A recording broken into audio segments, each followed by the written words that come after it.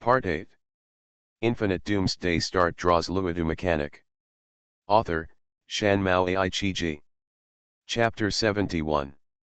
Just as the two were about to go to the camp where Tia was imprisoned, a unique electronic voice suddenly resounded throughout the camp. You bastards, what have you done? This time the voice was not the language of the lost, but the dark common language. Before the voice fell, the doors of several factory buildings wrapped in thick armor plates in the camp slowly rose, revealing the hideous and terrifying new enemies inside.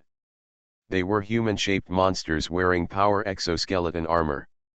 Taiwan Novel Network Rightward Arrow. In fact, there is no need for Fanfan to call them monsters, Ruger is very familiar with them. Those in the core of the power exoskeleton are zombies. Or the type whose flesh has been melted by half, revealing piles of white bones. Before Ruger could complain, sure enough, the end of the world is full of zombies, the female warrior over there shouted first. What is this? The female warrior, who had never seen anything like this, was shocked by these strange things. She had seen zombies, but not powered exoskeletons. As for zombies wearing powered exoskeletons, that was the first time in history. In fact, it was also the first time for Ruger to see it. It's just that he had seen a lot of things with similar weird styles. The ghosts are really worthy of their name, weird and full of ghosts and monsters. The exoskeleton armor of these guys is actually not much different from the one that Ruger made for Tia. They are all the next generation products developed based on the integration of industrial robots and exoskeleton technology. From the appearance, it seems that they were not used for combat at the beginning, but more like engineering manufacturing. The powered exoskeleton is more like a prop that provides bricklayers with stronger power. Specially used for infrastructure workers. However, with the addition of the weird operator, the style of painting has changed.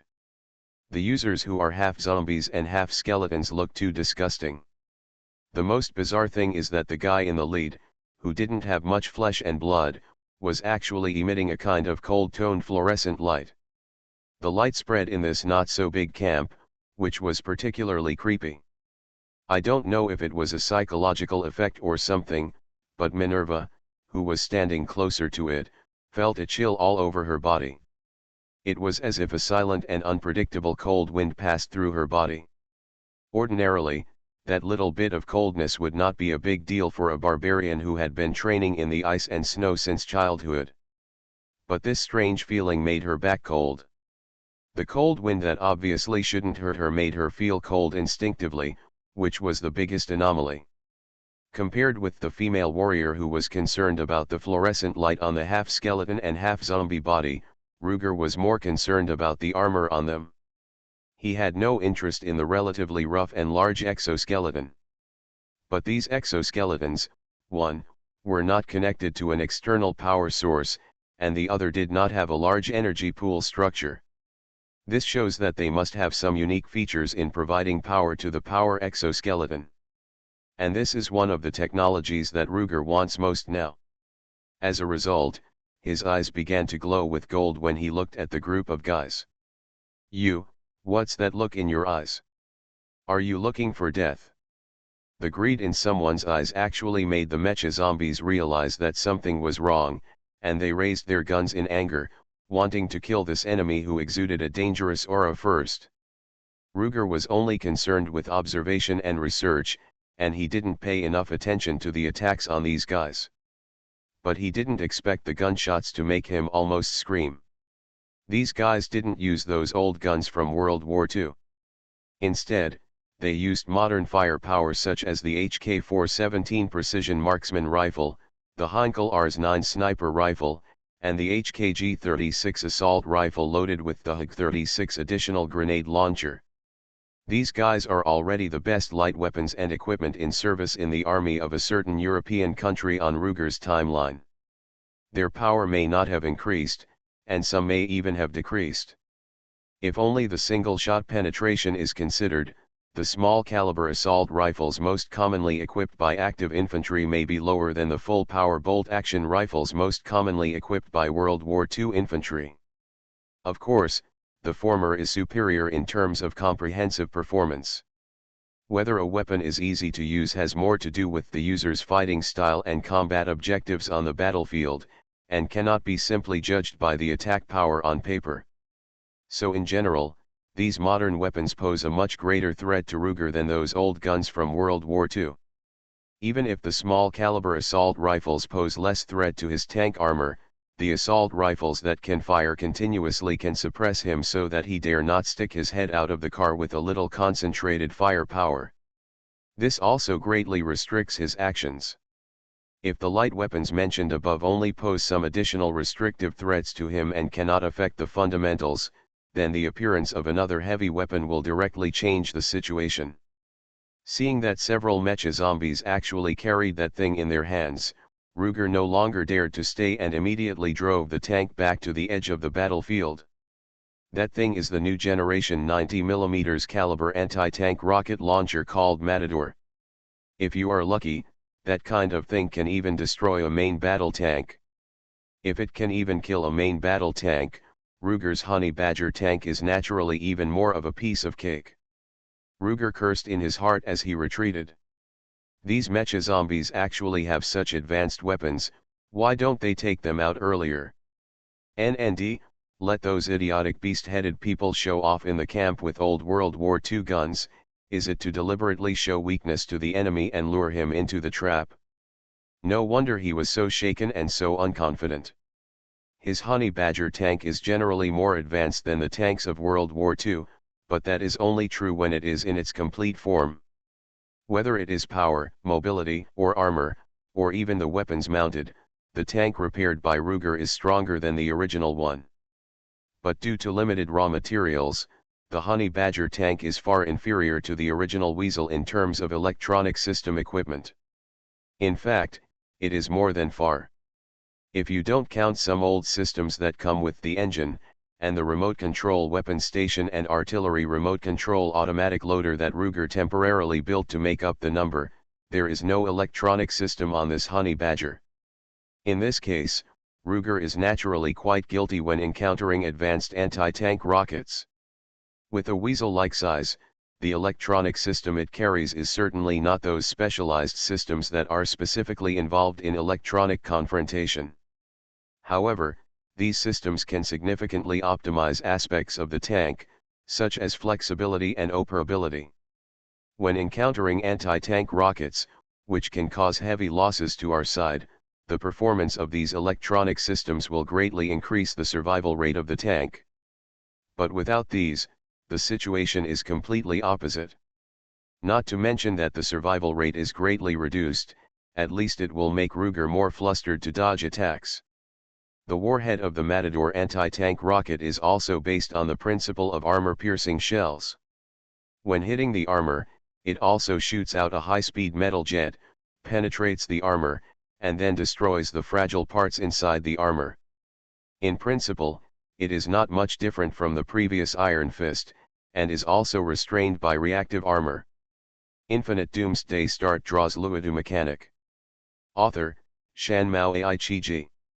Chapter 72. Reactive armor, or explosive reactive armor, may sound unfamiliar, but it is actually very common on modern battlefields. It is the brick-like tiles densely attached to the outer armor of the tank. To simplify, they are equivalent to small pieces of explosives, of course, mixed with structures such as ejectors. When hit by the metal jet of the armor-piercing projectile, the explosives inside the explosive reactive armor are ignited, and when the blast wave is sent outward, a group of special fragments will also be launched, which is the backplate ejector. The killing principle of the armor-piercing projectile is to shoot a metal jet based on the Monroe effect, and penetrate the armor based on the penetrating power of the high-speed metal jet. The plate-like fragments shot by the explosive reactive armor will interfere with or even cut off the metal jet ejected by the armor-piercing projectile. In this way, its penetrating power is weakened or even eliminated. The metal jet, which is rootless and waterless, will eventually be cut off after being hit by the shockwave of the explosive armor and interfered or even cut off by the plate-like fragments they fired. In that case, as long as Ruger was equipped with reactive armor on the small tank in time, he should not be afraid of those anti-tank rockets in theory. However, things are not that simple. This world is always a magic road, a road 1 foot higher, a magic 1 foot higher, a road 10 feet higher. Just like the original tanks could block the enemy's machine gun fire, so in order to deal with tanks, special anti-tank weapons appeared. In order not to be destroyed by the newly emerged anti-tank weapons, the tank armor became thicker and thicker, and at the same time reached a relatively balanced state in power defense and offense. In this way, under the premise of unchanged nature, the stacking amount was repeatedly updated several times, making the early armor-piercing shells ineffective. In order to penetrate the increasingly thick tank armor, people looked for new ways out from the old paper piles. So they found the energy-gathering effect of Monroe Master, and then developed armor-piercing shells. Later, in order to deal with the increasingly powerful armor-piercing shells, the tanks had no more thick armor to pile up, and the armor behind them would not be able to move. As a result, new types of armor with lightweight and strong capabilities, such as composite armor and reactive armor, appeared. The invincible armor-piercing projectile seemed to have met its match. However, not long after, the armor-piercing projectile was also upgraded for explosive reactive armor. This time, it was called a tandem warhead armor-piercing projectile. As the name suggests, the tandem warhead is a projectile with two warheads connected in series at the head. When hitting the explosive reactive armor, the front warhead works first, causing the reactive armor to explode. After the explosive wave and the backplate ejection plate of the reactive armor are consumed, the second part of the armor-piercing projectile warhead at the rear end will work. This time, the ejected metal jet will no longer be blocked by the explosive reactive reaction, and can successfully penetrate the thin armor plate of the tank. The Matador anti-tank rockets in the hands of the mecha zombies that appeared in front of Ruger are a new generation of anti-tank weapons with such a tandem warhead. Of course, design theory is design theory, and whether it can be realized in reality is actually affected by many interference factors. Can the explosion interval between the front and rear tandem warheads really just avoid the effect of the explosive reactive armor? In fact, it is not absolute. Because of this, the most effective weapon against tanks on the battlefield is still the tank gun of the enemy tank. And the tank gun mainly uses more advanced fin-stabilized discarding sabot armor-piercing projectiles to deal with reactive armor. Compared with the tandem warhead armor-piercing projectiles, whose performance depends on luck, the actual combat effect of fin-stabilized discarding sabot armor-piercing projectiles is more stable. Because of this, facing the Matador anti-tank rocket launcher, Ruger did hide, but did not withdraw directly from the battlefield, but cruised around the periphery, looking for opportunities. If the opponent had a third-generation main battle tank with a nominal design of fin-stabilized discarding sabot armor-piercing projectile, he would definitely not stay and turn the car around and run out. He would rather go back and find a way to make a new weapon than fight it head-on. The armor-piercing projectile fired by the tank gun has a much higher flying speed than the rocket. If the distance is a little further, it is possible to dodge. But if he patrols back and forth and provokes just a few hundred meters in front of the enemy's line, he will definitely not be able to hide even if he wants to. In comparison, he had less psychological pressure when facing rockets. That's why he started to circle around the battlefield not long after he ran out. But to be honest, although his master mechanic template also has skills such as armed vehicle driving, and the level seems to be not low, he didn't really want to kill those anti-tank rockets simply by moving. Most of his confidence actually rests on the team made with a completely different style. Anti-tank rockets are a big threat to Ruger's Honey Badger, but it's just that for the female warrior. Yes, if it's just an ordinary person wearing rear armor and being hit by this kind of armor-piercing shell with tandem warheads, they will still be injured and die. But is the female warrior an ordinary person?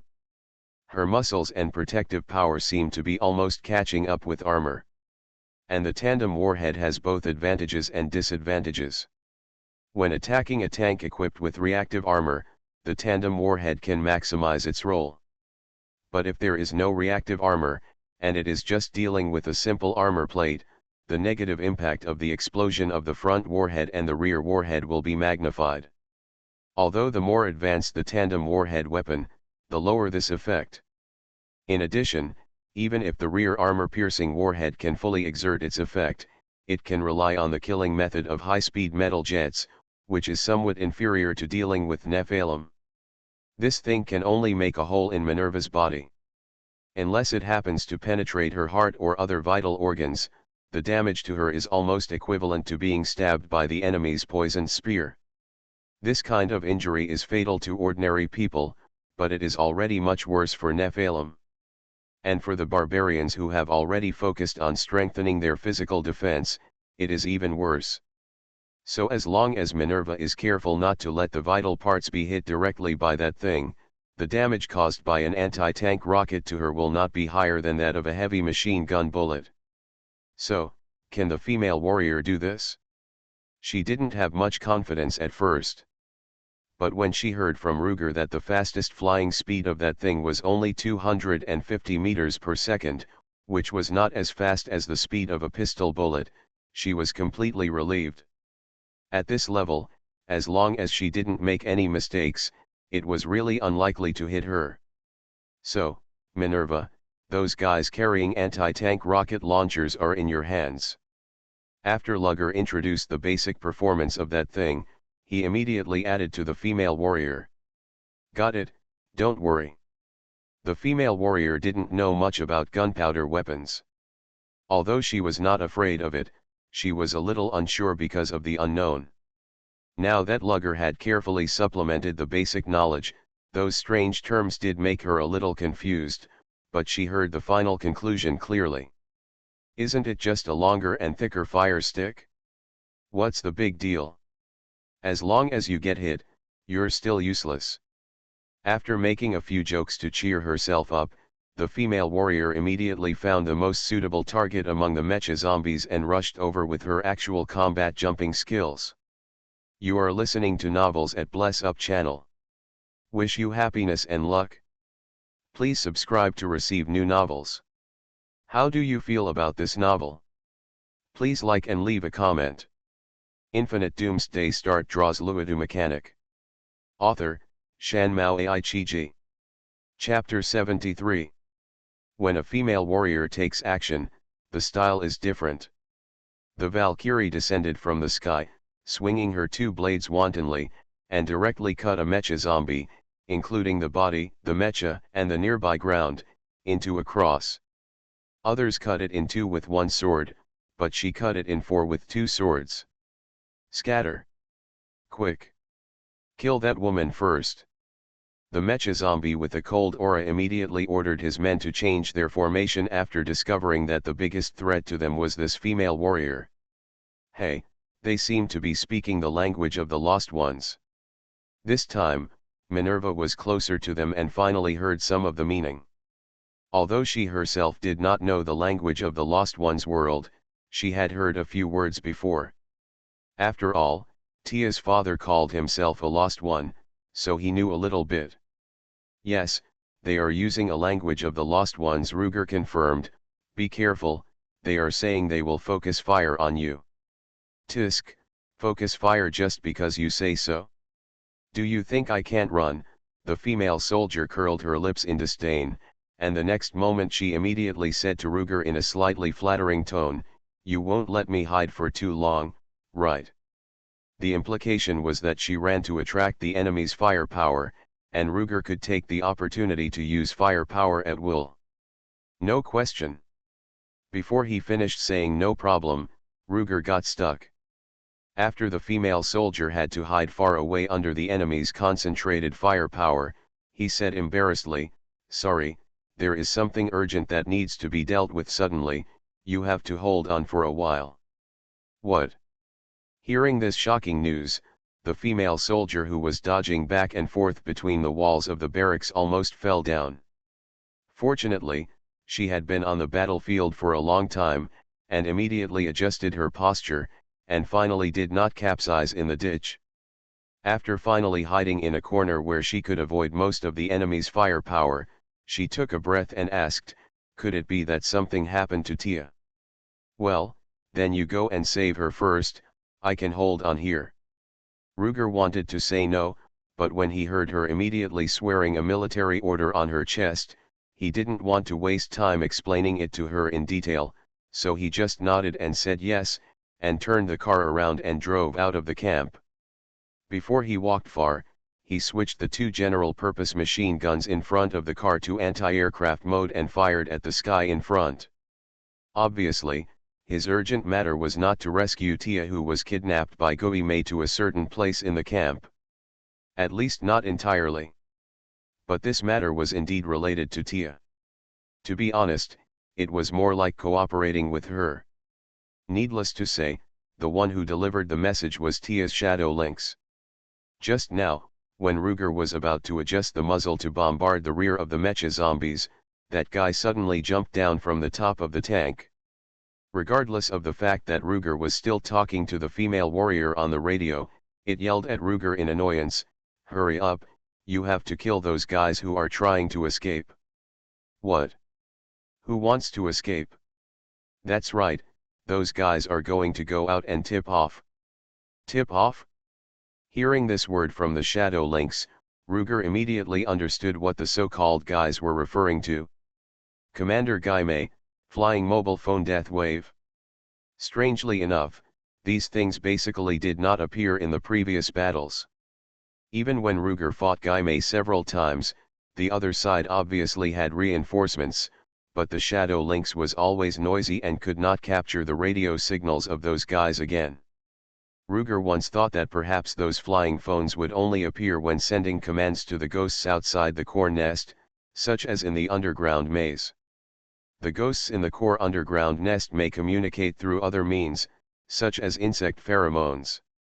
But now it seems that things are not that simple. Flying phone. After Ruger left, he controlled two general-purpose machine guns to shoot at the sky while asking Lao Guiozeo, "Did you capture their radio signals? Why are there so many here?" More is also relative. Compared with only one before, there are indeed many flying phones at the moment. But it is not as terrifying as other ghosts that appear dozens of times. These flying phones seem to have flown out from the tops of several barracks in the surrounding area. There should be no more than 10 of them in total. In addition, they actually scattered and fled in all directions after they appeared, which seems to be even less. However, the defense of these guys is still as poor as ever, and they become extremely vulnerable once they are noticed.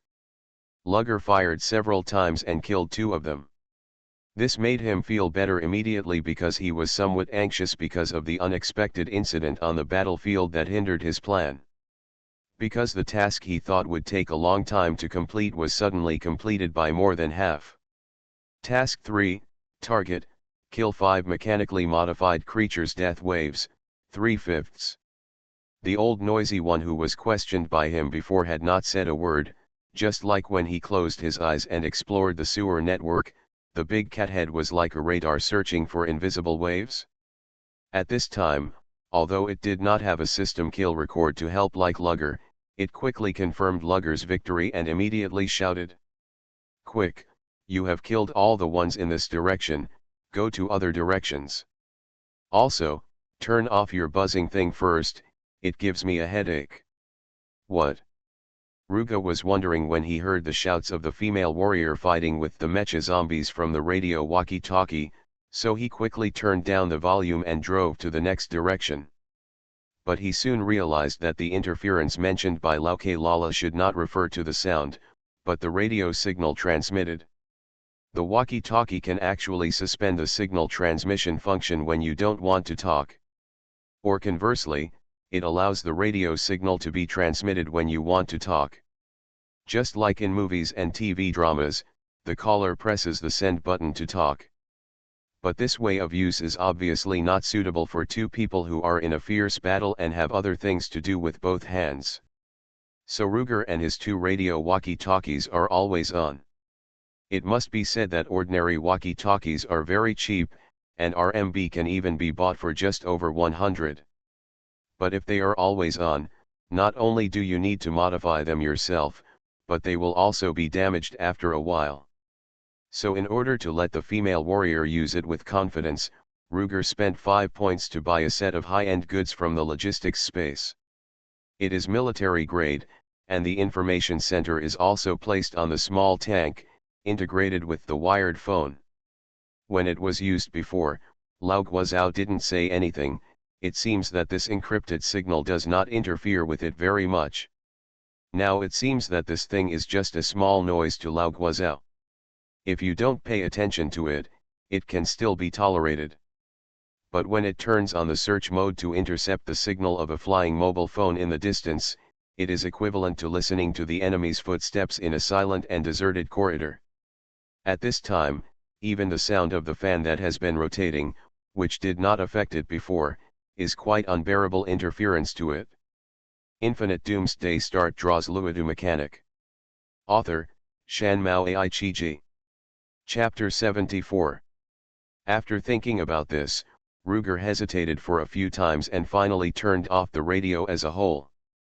Will the female warrior call for help through the radio during this period? Although it is unlikely given her temper, it is hard to guarantee that the enemy will suddenly use some special means to attack her. But in this situation, Ruger can only fight hard. It is more important to destroy those flying mobile phones that are flying out. Not only the previous task of obtaining the commodity remote terminal, after killing 2 flying mobile phones, Ruger triggered a new one. The content is very simple, which is to prevent them from leaking information to the outside. In Ruger's view, that is to kill them all without leaving a single one. But soon he felt that this matter seemed to be more complicated. In terms of technical route, radio transmission is still behind wired signal transmission. The ghosts can master the radio, but they don't know to install wired telephones in their bases. This huge base has no radio station of its own, no information center, and can only rely on a limited number of flying phones. This is a bit illogical no matter how you look at it. If the defenders here are all in insect form, pheromones and other methods are enough, and no phone is needed. But the defenders of this underground arsenal are all humanoid. It is not true to use pheromones and other biological methods to transmit information. What's going on? Ruger asked the old chattering who looked much more relaxed while increasing the speed of the chariot to the maximum. Without the interference of the car radio, the shadow link seemed to be easier to track those flying mobile phones. Hearing Ruger's question, it no longer kept it a secret and told him what happened when the battle just started. It turned out that when Ruger started to bombard the camp's defense position, the old chattering had returned to Tia to cooperate with his master to start internal operations. Tia was planning to take advantage of the opportunity when Ruger and the others attracted the main force of the ghost to find the blood crow Sarah who might have been kidnapped here. When she was operating in the enemy's nest, she naturally needed the help of the scout old chattering. However, before the man and the cat saw Sarah, they discovered the strange communication center here. That's right, there is an underground arsenal in World War II here, so there will naturally be a complete set of contemporary communication equipment. As Ruger complained before, there are not only radios but also wired electricity here. Perhaps because they have long been wary of the enemy's possibility of finding their secret base through radio signals, the radio station in the strange base is often turned off. The wired communication is also turned off because it shares energy with the radio station. When Ruger's artillery fired, the communication unit in the base naturally did not dare to neglect it, and hurried to the communication center, wanting to release the situation of the attack here. As a result, it was cleaned up by Tia who followed. At the same time, she also dismantled the entire communication center. Although she did not use bombs directly for fear of attracting the enemy's attention, under the guidance of Lao Guozhao, She quickly and accurately found the key components of the communication center and put them in her bag. At the same time, Lao Guozhou also found another secret base of Guimei along the telephone line. It is not far from here, and it is the only base directly connected to here through the underground telephone line. Probably for the sake of confidentiality, the wired telephone here is actually only connected to another place. This is the rhythm of fearing that the enemy will follow the clues. As a result, due to this arrangement, there are not many daily communication tasks, and the staff simply turned it off over time, which bought precious time for Ruger's side. But to be honest, the Guimei here are just too relaxed because of the long-term peace, not really stupid. The reason why they dare to let the communication center fish is because there is another trump card, that is, these flying phones flying out. Once there is an accident, even if the communication center has a temporary technical problem and cannot connect to the outside world for a short time, they can still use these flying messengers to ask for help from the outside. Overall, it is not foolproof, but it is foolproof. It's a pity that they met the unreasonable Ruger and his party. It's fine that there's a Ruger who can project the firepower of an artillery company in World War II and instantly blow up the defense line, but they actually have an old noisy who can detect radio signals. The emergency communication was obviously foolproof, but the front half was destroyed by Tia, who sneaked into the interior, and the back half was firmly bitten by the old noisy. So, if it weren't for you, we would probably be surrounded by the strange reinforcements now. Ruger couldn't help but sigh after hearing it. Huh, what else? The old noisy shook his head and said proudly. Tisk tisk. At that moment, Ruger almost thought this guy's ears were twin ponytails, and they were golden. Well, the attribute of tsundere is still interesting on a little beauty, but it's really intolerable on an old cat. Ruger almost bowed his head and vomited. But before the trip, he suddenly thought of another question. Although Lao Noisy called himself the Lion King Simba, it seems that the existence of the shadow lynx can't be distinguished between male and female. Even if lynxes themselves have male and female distinctions, will they still have gender after becoming shadows? Even if physical gender cannot represent spiritual gender, psychological gender is linked to education. Some people have a misaligned psychological gender due to the influence of family, society, and other environments. A cat can't do that, right? Ruger never believed in the nonsense that psychological gender is innate. Therefore, the gender of old noisy after it turned into a shadow should also be inherited from the physical gender, if it had a physical body. However, Ruger thought about it again and again, and recalled all the contacts with old noisy since they met, and he suddenly found that it seemed that its behavior itself had no obvious gender characteristics. Well, except for one thing.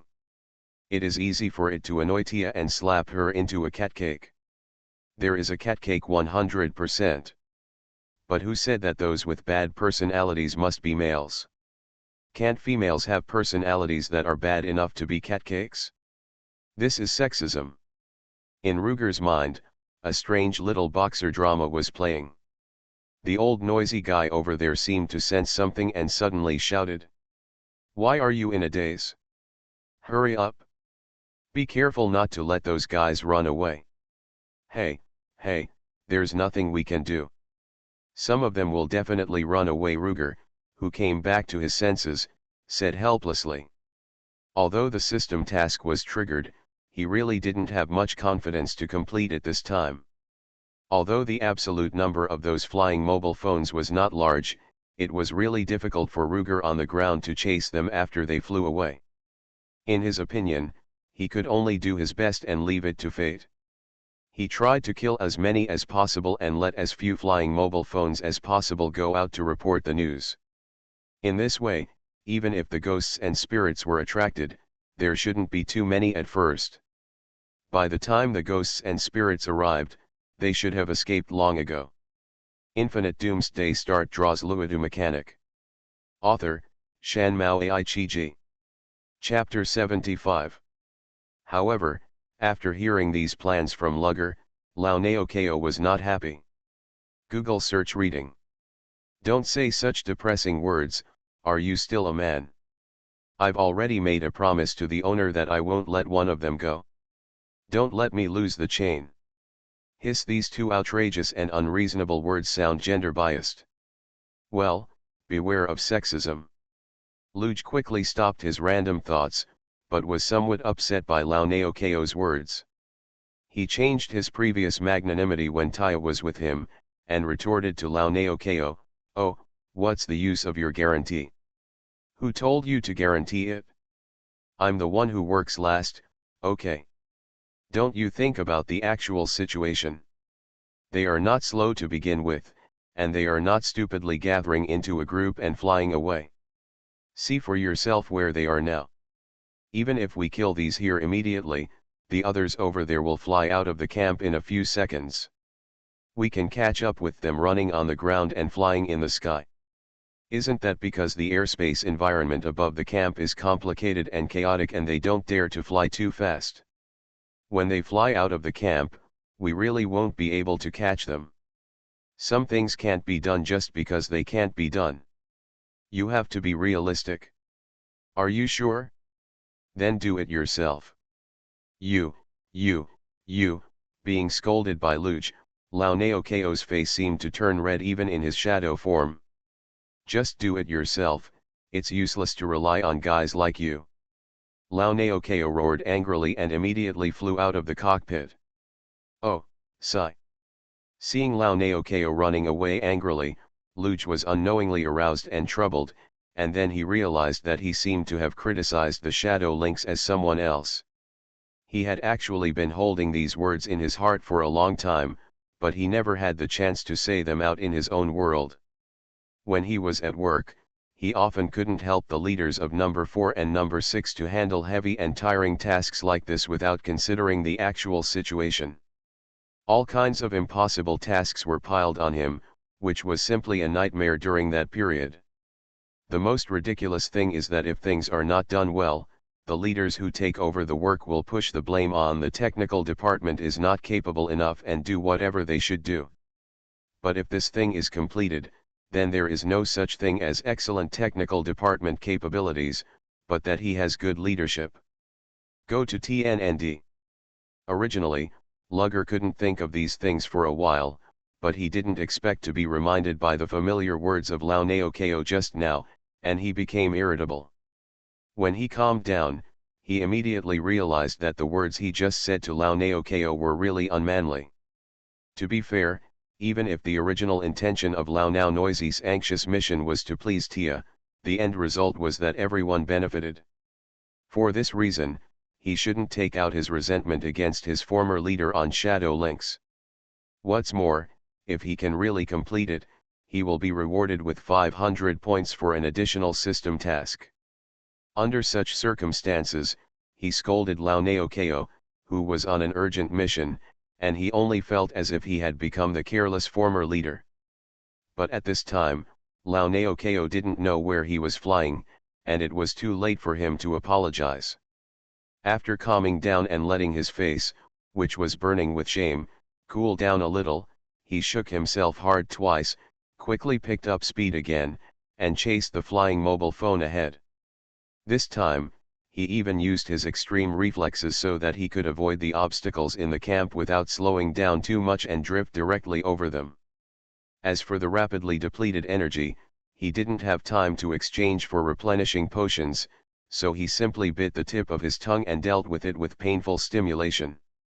With such an extreme explosion, the flying mobile phone escaping on this route quickly entered the range of his remote-controlled machine gun. He was already prepared, and as soon as the angle was aligned, he pressed the launch button hard. Da-da-da-da-da. A string of 762 bullets were splashed out, but they hit those flying monsters with great accuracy. The third one, the fourth one, the fifth one. In just one face-to-face meeting, he was able to take care of all the 3 flying mobile phones in this direction. Ding dong. The system sound of mission completion sounded, but he did not collect the system reward. Instead, he immediately turned the front of the car, made a big circle, and chased in the other direction at high speed. On his side, he was fighting hard and running rampant in the camp, and the female warriors who stayed behind with the mecha zombies were in a very miserable condition. Minerva waved her hand and asked Lugger to go rescue Tia. She wanted to kill the mecha zombie with the anti-tank rocket launcher first according to Lugger's previous plan. Because those guys are limited in their movement speed, they are both good targets and more threatening enemies. By killing them first, and then using the same method to eliminate all the mecha zombies bit by bit, Minerva is a legitimate Valkyrie who can stand alone. It was only during the fight that she discovered that although she could not overestimate herself, she at least underestimated the enemy. He also underestimated Ruger's firepower. Without the threat of Lugger, the mecha zombies immediately stopped avoiding and gathered together to take advantage of their numerical advantage to shoot at her. The female warrior's breakthrough ability is indeed very strong, and the armor on her body is thick enough. However, in order to facilitate movement, her armor leaves many gaps in the joints, which cannot protect her entire outer surface. If it was still like before, with only a few enemies shooting at her, it wouldn't be a big problem. Because the chance of a few bullets hitting her and hitting the weak joints by chance was not high. But once so many enemies were shooting at her with various rapid-fire guns, she barely tried to rush twice before being shot back. In just 2 shots, she had at least a dozen bullets on her body. If this happened a few more times, not to mention the excessive blood loss from being hit by bullets, even if she was artificially weighted and her speed became slower and slower, she would not be able to bear it. In this way, she dared not rush out recklessly, and could only hide and rely on the steel walls of the camp barracks to avoid enemy fire. When they ran out of bullets and reloaded, she dared to break through with the not so much defensive firepower, taking away the sporadic enemies in one wave, and then hiding again. And so on and so forth. If time is infinite, it seems that if this continues, the final victory will still belong to the female warrior. But Ruger was anxious and tried to kill the flying mobile phones in order to buy time for the 3 of them and the cat. What they were trying to buy was the time called before the arrival of reinforcements. The better he completed his task, the longer this time would be, and the more free time they would have to find the Blood Crow Sarah. But this was based on dealing with the enemies in the camp as soon as possible. And obviously, the current situation was not optimistic. Ruger's extreme reaction was fully activated. He finally shot down 2 flying mobile phones and just waited to cross the camp and catch up with the last one. But before he rushed halfway, he found a group of obstacles that he had ignored on the road ahead, the enemy. You are listening to Novels at Bless Up channel. Wish you happiness and luck. Please subscribe to receive new novels. How do you feel about this novel? Please like and leave a comment.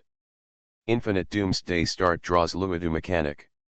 Author, Shan Mao Ai-Chi-Ji. Chapter 76. Mecha Zombies. Google search reading. Or the kind that carries anti-tank rocket launchers. And 3 in a row. This isn't Bilibili, and you can do 3 in a row with 1 click. Are you making trouble? Ruger got anxious when he saw it, and he didn't care if it would interfere with Old Noisy, and immediately turned on the radio to ask Minerva what was going on. But as soon as he turned on the radio, he remembered that Old Noisy was no longer in the car and would not be interfered with. Then he thought about how Old Noisy left, and thought about the unbearable self before. So he swallowed his questioning and scolding words back before he said them out. It's okay, it's okay. The words were swallowed back when they came to his lips. Instead of feeling aggrieved, he felt relieved because of his relief. Although he couldn't guarantee that he would never say such irresponsible and hurtful words in the future, he really didn't want to say them twice in just a few minutes. Or use them to hurt 2 teammates separately. In fact, just when he was secretly rejoicing, he had already seen Minerva, who was unable to lift her head after being shot by more than a dozen rapid-fire rifles. She was tall and strong, and she tried to curl up and barely hid her strong body behind a shaky steel wall. Seeing her like that, Ruger had no problem. He knew that the problems in front of him now could not be blamed on Minerva. She had persisted until now without calling for help, which was considered to have exceeded her task. If there was to be blamed, these things would ultimately be blamed on his incomplete plan. But then again, they were in a hurry to make up for the imperfections of the plan. In this case, they could only try their best to make up for the imperfections of the plan. Moreover, Minerva was not without any achievements and could only passively take the beating. Now there were only 3 rocket launchers in front of Ruger, not because the other mecha zombies were still behind and had not arrived, but because there were only these 3 left. What about the others? The others were, of course, killed by the female warriors in the hail of bullets. In this regard alone, Minerva has already exceeded her duties. Facing 3 rocket launchers, although it is still a big threat to Ruger, it is much better than the situation when the 7 or 8 rocket launchers came together at the beginning. There is a chance, fight. After confirming the situation ahead, he straightened the steering wheel and then locked it. He stepped on the accelerator with his right foot to the bottom, and found a special function joystick with his right hand and pulled it back, which also locked the speed. Then, he pushed up the top hatch with both hands, pressed hard on both sides, and jumped onto the roof of the car. With these 2 functions of direction lock and cruise control, he dared to temporarily leave the cockpit and do something else. The direction lock is very simple, which is to lock the steering wheel and prevent it from moving again. In fact, if it is not for the fear of bumps and vibrations, it is the same with or without it. As for cruise control, the principle is even simpler, and it is not much different from sticking a brick on the accelerator. Of course, this is not the principle of the cruise control function used in real civilian cars. His simplified version is far less safe than those. But it doesn't matter. After all, unsafe and dangerous, there must be a relative. Is it more dangerous for the car to stall and flip over, or to be directly hit 3 times by 3 rocket launchers? Isn't life always running wildly on the tightrope of weighing the 2 evils and choosing the lesser one? He just jumped out of the car, and a rocket launcher aimed at him fired. A rocket launcher with a speed of 250 meters per second can hit the front armor plate of his small tank in less than 2 seconds. In a flash, he neither hid in the car nor jumped out of the car, but pulled out a huge shield from the logistics space with his backhand. After fiddling with the special structure at one end of the shield, he slid it forward. The front of the Honey Badger tank is a downward slanting section. Although it is covered with brick-like reactive armor, the shield still slides down diagonally under the action of gravity. However, it did not leave the tank just like that. The uppermost edge of the suspension was finally hung on the hook above the tank body. There is the hook structure that Ruger used to equip the tank with external blade armor. Because the downward posture was pulled by the rear hook, the shield was about to bounce upward, and at this moment, it was hit by the rocket that just flew over. Bang bang bang bang. A series of countless explosions mixed together, the sound clearly sounded like one, with a feeling of artillery roar. It turned out that the shield thrown by Ruger was also covered with dense reactive armor. His throwing was equivalent to adding another layer to the front of the vehicle body, turning it into 2 layers of reactive armor. It is well known that the most cost-effective solution to deal with the 2 combination tandem warhead anti-tank weapons is to lay 2 layers of reactive armor. This wave is really using the sun's spear to attack the sun's shield. Your anti-tank rockets are not martial ethics. The father and son are fighting one after another, and the 2 of them hit my layer of armor. I will also lay another layer of armor here, and it will be 2 generals against 2 generals. The series of explosions is the wonderful music of the staggered explosion of 2 warheads and 2 layers of explosive armor. Speaking of this shield, it was not made by Ruger with foresight. In fact, it was when he found out that the other side actually had a weapon like a tandem warhead anti-tank rocket that was not martial ethics that he ordered the logistics space to work overtime to make it. This thing is not difficult to make. The prototype is the shield modified from the armor plates he prepared for himself before. The so-called overtime work is nothing more than installing the hooks used on the blade armor on the edge of the armor plate. Finally, stick the pieces of honest explosive reactive armor that have just been exchanged to the shield. For this kind of work with little technical content, Ruger now only needs to set up the program in the main control computer of the logistics space, and then wait for the engineering robot inside to do the job. It only takes a few minutes. It's a pity that this kind of external armor plate is too wasteful. It is not a long-term solution and can only be used for emergency. There are dozens of pieces of explosive reactive armor densely attached to the entire armor plate, which can only be used once. It was hit by a tandem warhead.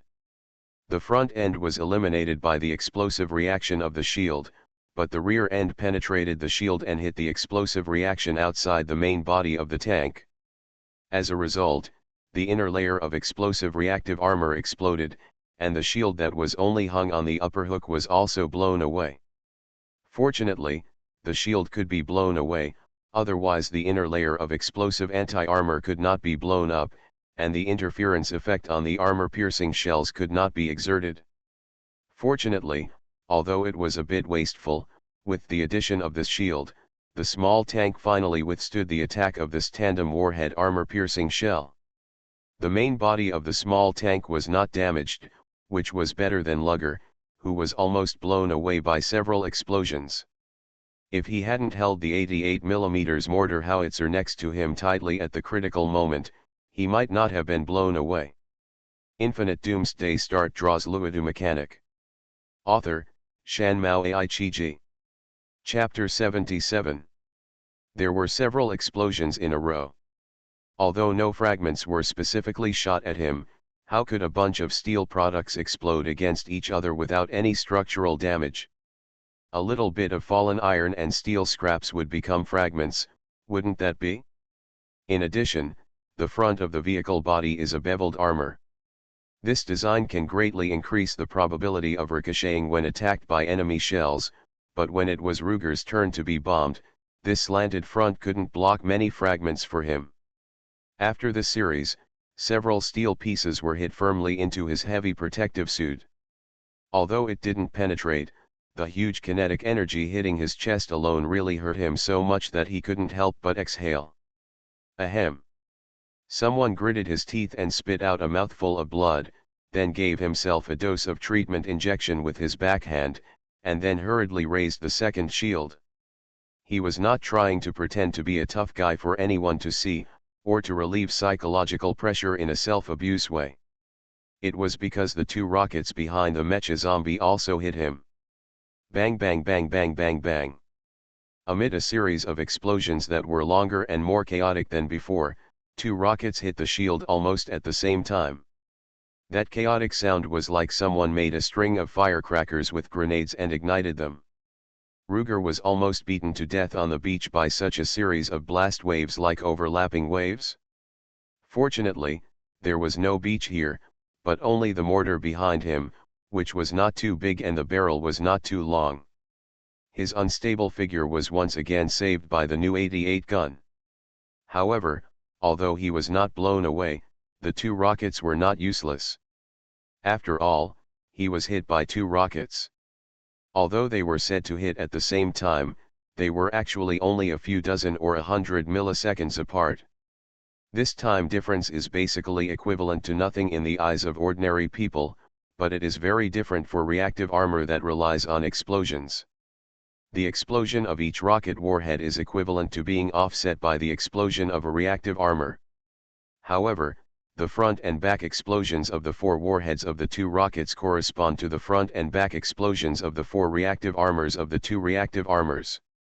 It is difficult for the connection and correspondence here to not have problems. Normally, the more explosions there are, the more disadvantageous it is for the attacking party, that is, the rocket party that uses the Monroe effect to launch metal jets to penetrate the armor. However, nothing is absolute in the world. For example, this time. In the first ring of the series of explosions, the first tandem warhead hit the shield first.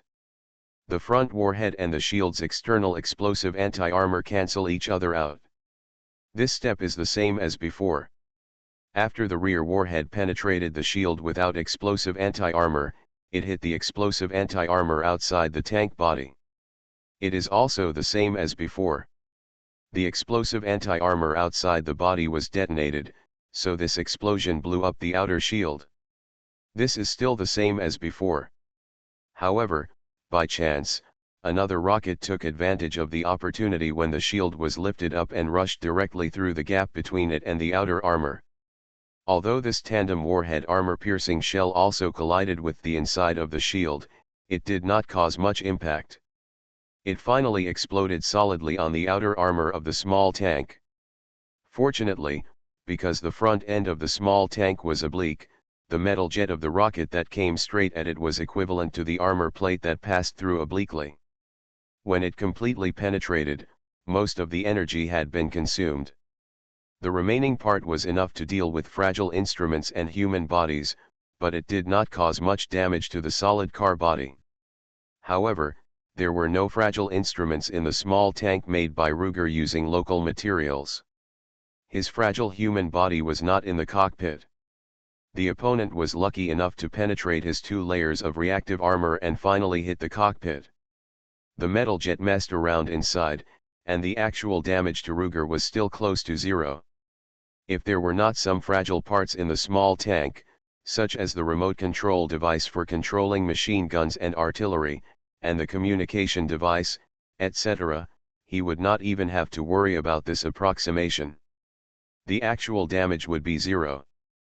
But even if they were partially destroyed, it would have some impact on Ruger, but it would be much better than the key parts such as the engine or driving device of the small tank being damaged. For this reason, he roared in satisfaction while holding the 88-gun barrel and hurriedly retreated. The Matador anti-tank rocket launcher is a typical portable one-shot anti-tank weapon. In other words, this thing only has one rocket, and after firing, the barrel and the mold can be thrown away together. Even if there is another round of ammunition, it cannot be easily reloaded. This is not a disadvantage for modern infantry with sufficient logistics under high-tech conditions, but an advantage of reducing the weight as much as possible. Anyway, what is thrown away can be recycled later. Even if it cannot be recycled, as long as you can win, this cost does not matter. What if you lose? If you lose, won't everything be over? Will the weapons left in your hands be confiscated as trophies? But the above is only true for modern armies, and it must be a modern army with relatively strong national strength. As for these unknown principles, they are quite baffling, but in theory they should be the weird mecha zombies, but that is not the case at all. 7 or 8 rocket launchers were set up before, and they aimed at Ruger for a long time, but no one really fired a rocket. Over there, more than a dozen zombies fired at the female warrior with guns, but no one said they would carry a rocket with fragmentation to shoot over there. This situation is self-evident. The landlords don't have any surplus food. These ghosts don't have any extra advanced weapons. They can only save the best for the last moment. As a result, they were easily resolved by Ruger, who had endless trump cards. Well, easily resolved. Someone who was shocked by several explosions and bleeding all over his face, while wiping the blood stains on his body, summed it up with certainty. The rockets fly very fast, and his small tank is not slow either. After surviving 2 rounds of explosions, when he came to his senses, the small tank, which was cruising at the highest speed, was about to rush through the line of the mecha zombies. Those guys lost the few anti-tank weapons they had, and now they could only use light weapons firepower to contain Ruger. For a while, the mecha zombies who were divided into 2 lines actually looked more like being attacked from the front and back. And in fact, it really tasted like this. Ruger continued to charge forward against the hail of bullets on the armored plate, while Minerva, who noticed that the enemy's firepower had weakened, also seized the opportunity to jump out. Her two injured blades were like turbine blades, spinning non-stop, and several mecha zombies were cut into pieces with their armor. "How is it, can you still hold on?" Ruger shouted as he was about to rush to the female warrior. "No problem, I can still hold on." While speaking, the female warrior took advantage of the time when the enemy retreated and reorganized, and hurriedly drank a bottle of life potion for herself, ignoring the bullets all over her body, and replied with all her strength. "But you, where is Tia? Didn't you go to save her? Why are you running around?" Infinite Doomsday Start draws Luodu mechanic. Author, Shanmao Aichiji. Chapter 78. "I'm rescuing her," Lugger replied, repeating in his mind just in another form. "No way," the female warrior asked curiously, "can't you find her? Otherwise, I'll go with you." "Don't," Lugger now knows what it means to tell a lie and then tell another lie. If he had known this would happen, he might as well have told the truth from the beginning. At this time, he could directly tell the female warrior that her attack range was limited and she couldn't deal with the flying mobile phones flying in the sky. But now, he could only continue, "If you can hold these guys here, it will be a big help." "Yes, is that so?" Google searched "can." Huh. When Lugger heard this, he felt that the tone was wrong. With the character of the female warrior, shouldn't the answer be "no problem, leave it to me" or something like that? Why did she suddenly become so weak? Thinking of this, he couldn't help but glance at the female warrior who was covered in wounds. Well, just by looking at it, he felt pain all over his body. What about the female warrior who was really beaten like that? In this way, he seemed to understand why the female warrior was weak. Being blocked in the corner and beaten for several minutes, and being beaten all over, this would shake anyone. But there was not enough time at the moment, and he didn't have time to tailor a new armor for the female warrior, or simply change a bulletproof vest with bulletproof inserts. If it is impossible to make up for and strengthen her defense, then it would be easier to find a way to strengthen her attack instead. Not to mention, Lugger really has something that can be used. The previous task of killing 5 death waves has been completed long ago, and he has not collected the reward. It is just right to use it now. The reward is called the Commodity Remote Terminal, and its function is very simple, that is, Lugger can set the goods purchased from the logistics space to be delivered to this terminal. No matter who holds this terminal, as long as Lugger is given the right to use it, he can extract the goods inside. When he first saw this thing, he had already thought of how to use it, as an ammunition depot for Tia. Now Tia is still searching for the whereabouts of Blood Raven Sarah in the more secretive Ghost base, and she can't use it for a while. Ruger just gave this thing to Minerva first. So, he looked around under the enemy's firepower, confirmed the position of the female warrior again, and yelled to her, "Minerva, I'll give you a good thing, catch it." Minerva was just about to rush out from behind the bunker, while Ruger was still attracting firepower and giving the enemy another ruthless blow, and immediately stopped in place when she heard the words. Then, she saw a square dark gold pattern like the legendary Horadrim cube flying towards her. She subconsciously held up the thing that fell from the sky, but she didn't expect that the weight of the thing was far less than it looked, and she almost pushed it out again. The female warrior hurriedly took it back into her arms and couldn't help but sigh, "What is this? It's so light. Just catch it." Ruger, who witnessed the whole process, couldn't help but sweat for her. After calming down, he hurriedly explained. "Do you remember Tia's small shoulder bag? Tia's dimensional bag? How could I forget it?" the female warrior envied. "That is the largest dimensional equipment in the entire rogue town. That is the artifact passed down from Aunt Cataly's family. 2 generations of profiteers have cheated the space magic stones from the people of the town, and they have all been used on that thing to shrink such a merchant backpack into a small shoulder bag. The female warrior hid behind the bunker, fiddling with the terminal block while talking non-stop. It seems that she has found a good reason, and finally doesn't have to go out and get shot. It is said that Mr. Max used a lot of special materials to finally make it. Anyway, the world has collapsed, and Aunt Catala can't carry it as a merchant, so she just gave it to Xiaotaya.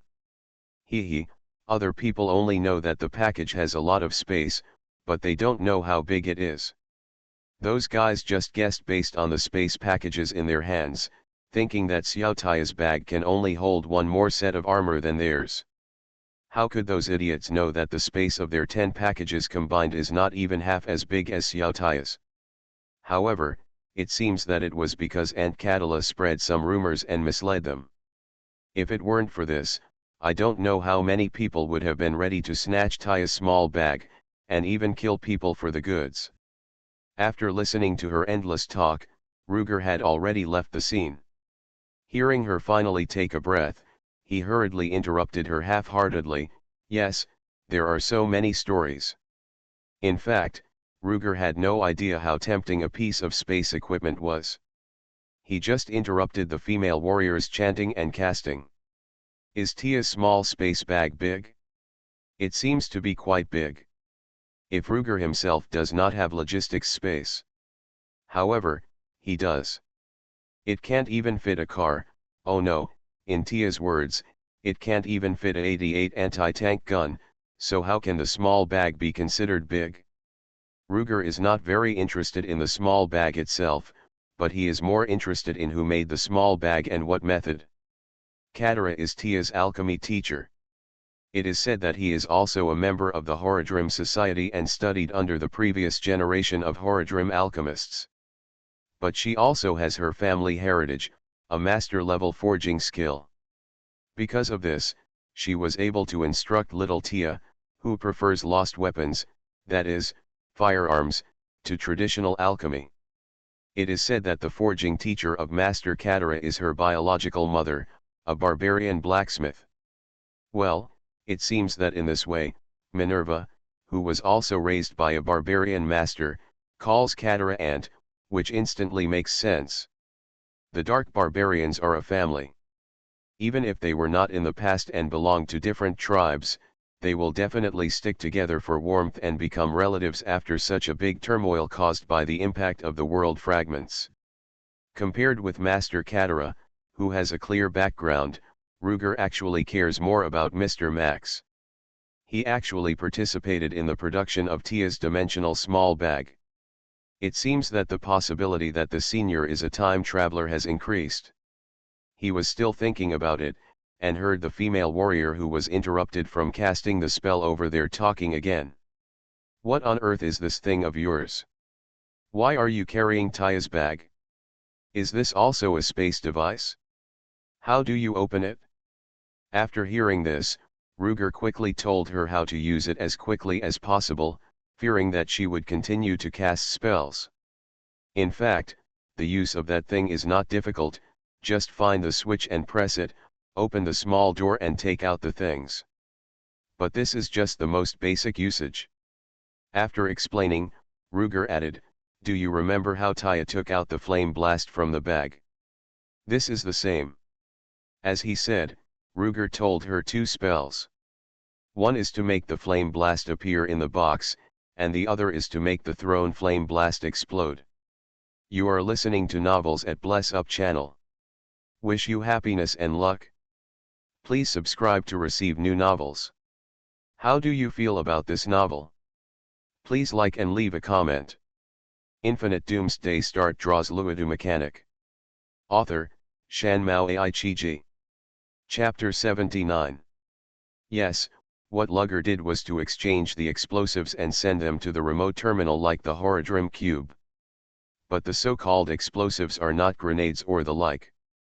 It is still a bit complicated to teach someone who has never used it how to use it. Remove the safety first, activate the fuse when using it, and pay attention to calculating the time, etc. These things are not difficult to teach to a high school student, because they have all gone through at least 9 years of compulsory education. But it is difficult to let a medieval person who is still quite unfamiliar with gunpowder weapons learn quickly without making mistakes. So Luger chose a more convenient remote-controlled bomb. Of course, it is more convenient for the user Minerva. Google searched can. Because the universal detonator of the remote-controlled bomb is in Luger's hand. The two spells that Minerva shouted were actually shouted to Luger. Anyway, the car radio was turned on again, and the intercom terminal with wireless headphones on Minerva was not damaged by random gunfire. Even if there is a problem with the radio, Minerva's roar is so loud that Ruger can generally hear it. The most critical part of the whole process is actually how to ensure that the remote-controlled bomb sent over can be controlled by the remote control in Ruger's hand. To this end, he must not only ensure that the fuse on the exchanged bomb has been activated, but also ensure that the signal frequency received by the fuse is the same as the remote control. Fortunately, the logistics space has a function that as long as it is something made by Ruger himself, the store can sell exactly the same. So Ruger made a bomb while driving, threw it out and detonated it successfully, and solved the last problem. Okay, you can start. After the test was successful, Ruger immediately shouted to the female warrior. The female warrior lost Ruger to attract enemy firepower, and was beaten and hid behind the bunker. She was accumulating anger, and heard Ruger's voice, so she also shouted, "Who to save first?" Then, she opened the cube and took out the remote-controlled bomb and threw it at the group of mecha zombies. Seeing that the remote-controlled bomb had already flown over their heads, Minerva didn't wait for the thing to land, and immediately shouted again, "Save your mother." Boom. The 1 kilogram RDX exploded in mid-air, killing 4 mecha zombies immediately. Countless zombies were injured. Ha, this spell is so useful. Seeing this, the female warrior was overjoyed, and shouted, "Who to save first? Save your mother." And so on. When Ruger heard her shout these two sentences in Chinese like a magic spell, even though he was the initiator, he couldn't help but shrink his neck.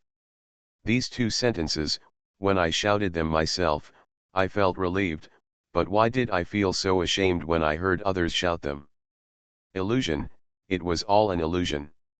She didn't know Chinese, so she didn't know that there was Ruger's private resentment behind this. Besides, the female warrior was not a curious baby like Xiaoxia, and she didn't ask herself about the mechanism behind this spell, right? At this moment, Ruger suddenly admired the female warrior's inquisitive character. "Save your mother, save your mother, save your mother.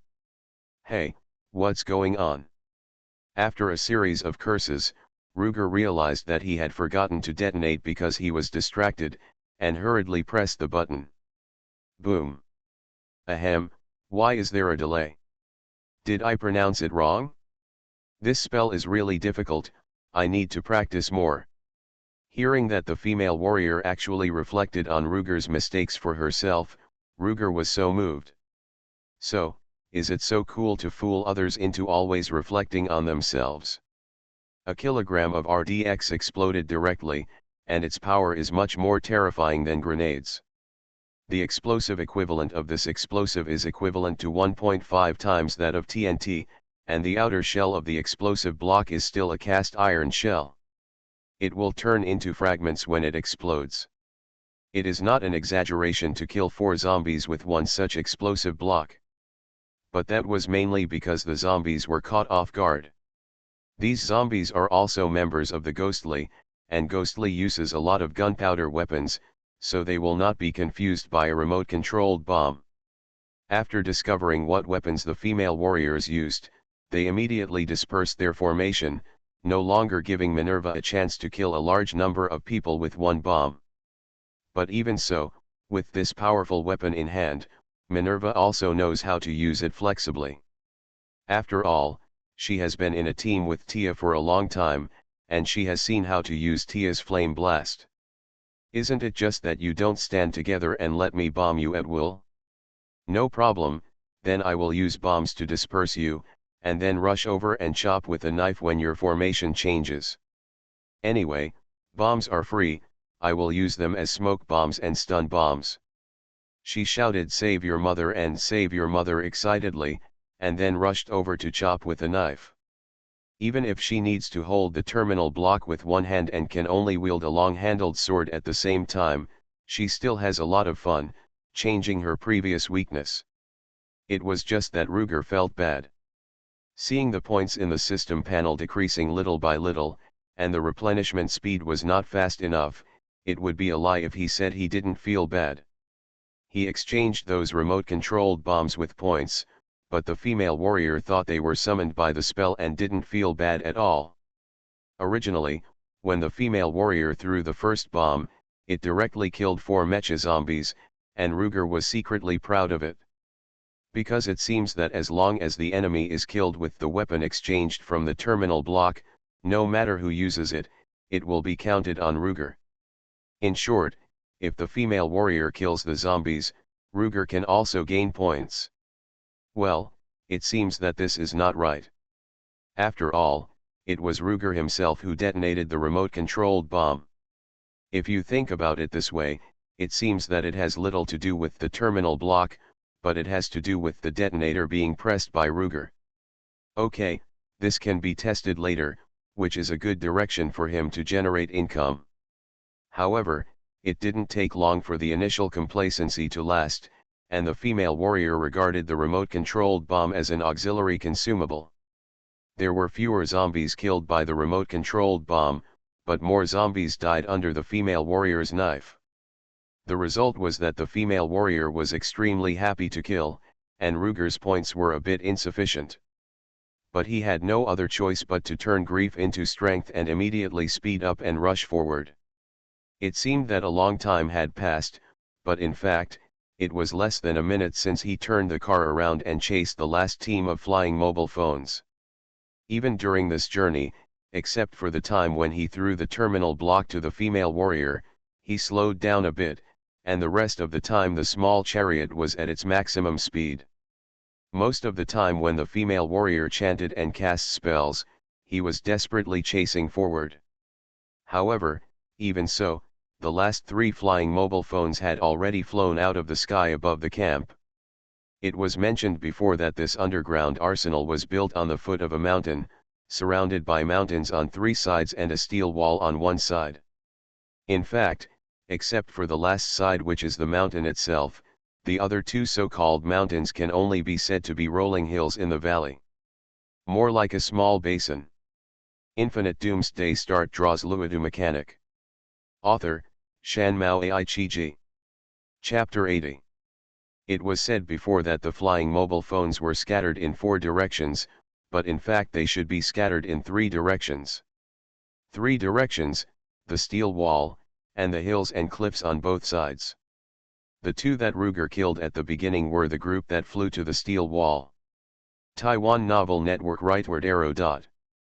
Then the last 3 naturally flew outwards towards the hill on one side.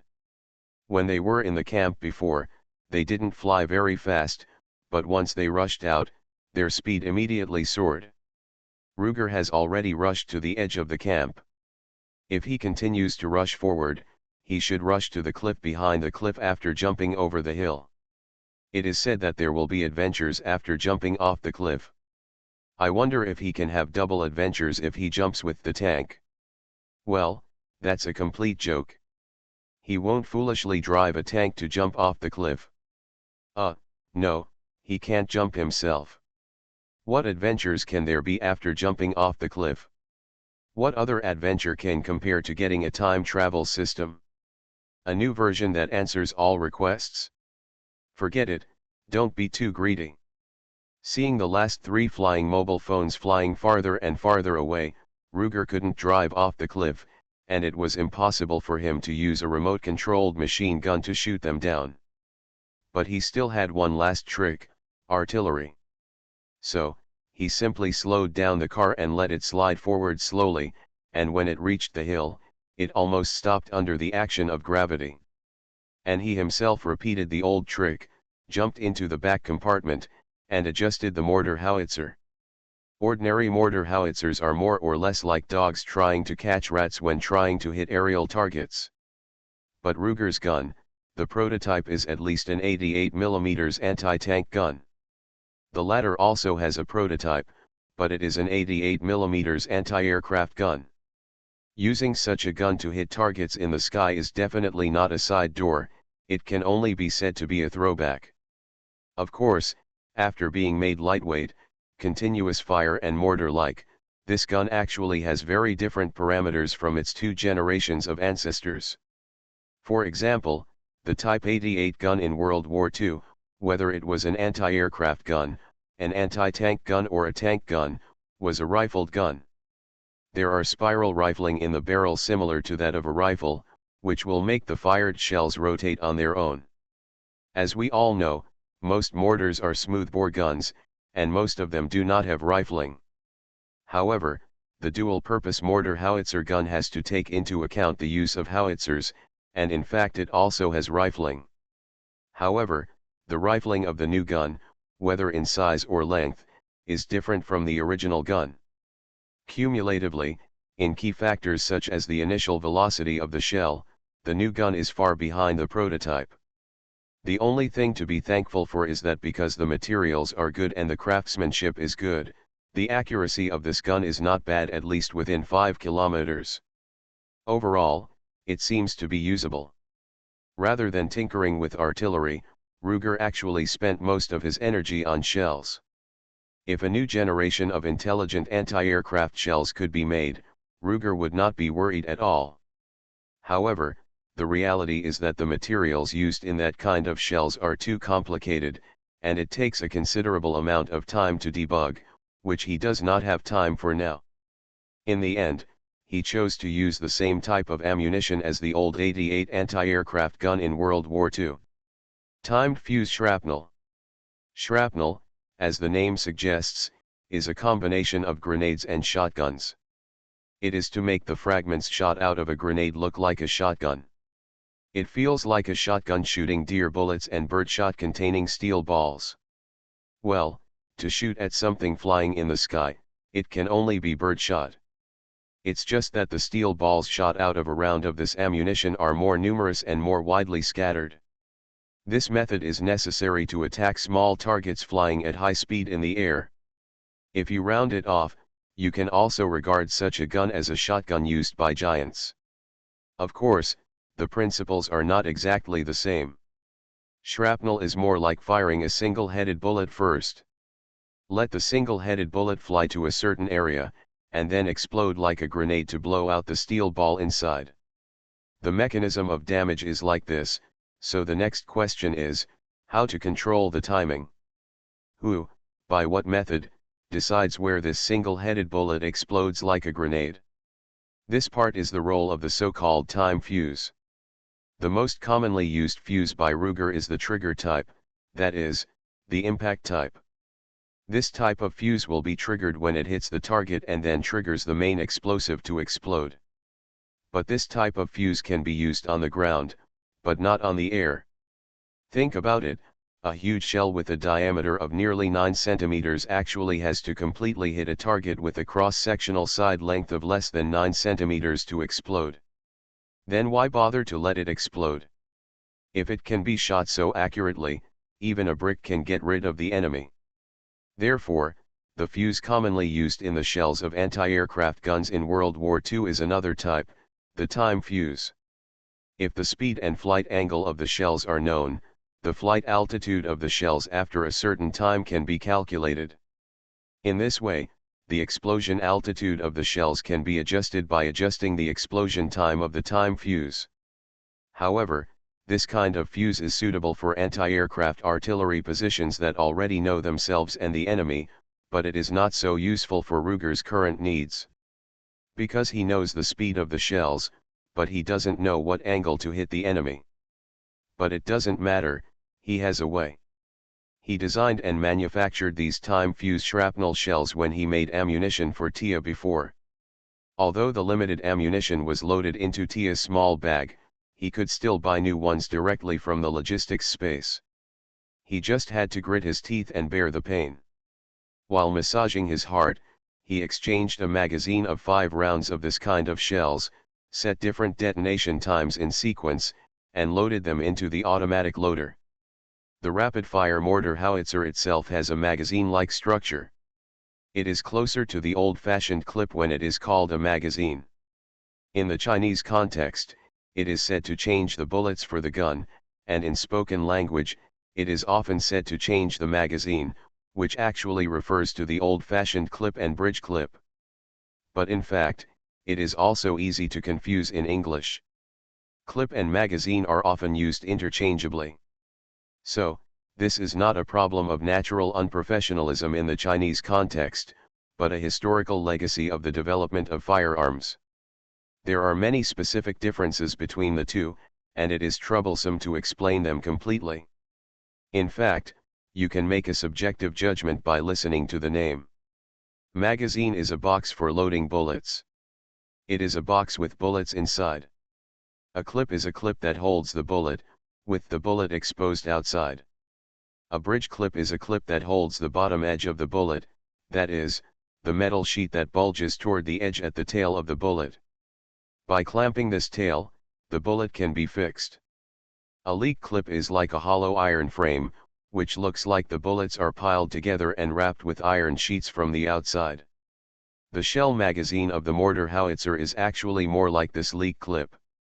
After all, it is not only a waste of material but also a waste of volume to put such large shells into the box, which is even more unnecessary. If the leak clip can be used for feeding, it can actually be changed to a belt feed after further improvement.